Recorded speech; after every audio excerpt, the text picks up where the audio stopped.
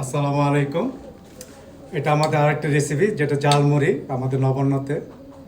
এই জালমুড়িটা আমরা যেমন আমরা বাংলাদেশে ঢাকা শহরে যারা অনেকে খান বা যারা ভার্সিটি বা আশেপাশে যারা আছে, যারা যেরকম ওই সেম সিস্টেম এবং সেম আপনার টেস্ট হয়েছে জালমুড়িটার মাঝে, ঠিক আছে। এবং জালমুড়িটা এমন বানানো যে আপনার মুখে না দিলে বুঝবেন এটা আসলে এটা কি টেস্টটা কী।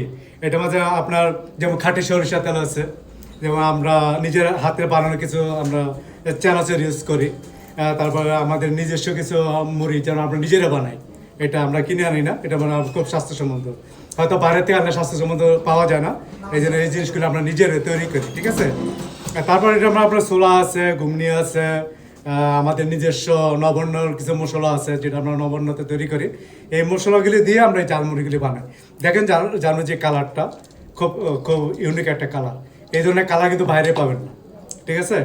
আশা করি আপনারা ঝালমুড়ি খেয়ে খুব খুশি হবেন, আনন্দ হবেন এবং আপনাদের ভালো লাগবে। ফ্যামিলি নিয়ে আসবেন, পার্টি দিবেন, ইনশাল্লাহ আমাদের বলবেন। যদি বেশি করে আগে বলে দিন আমরা বানিয়ে রাখবো, ঠিক আছে। হয়তো বাইরে খালি দেখে মুড়ি ড্যাম হয়ে যায়, কিন্তু আমাদের যে ড্যাম হবে না, কারণ এটা আমাদের নবান্নতে তৈরি করা হয়।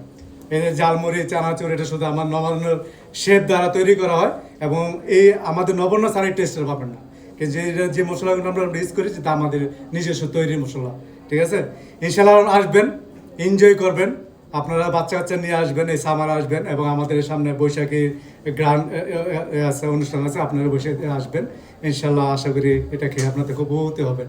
আসসালামু আলাইকুম।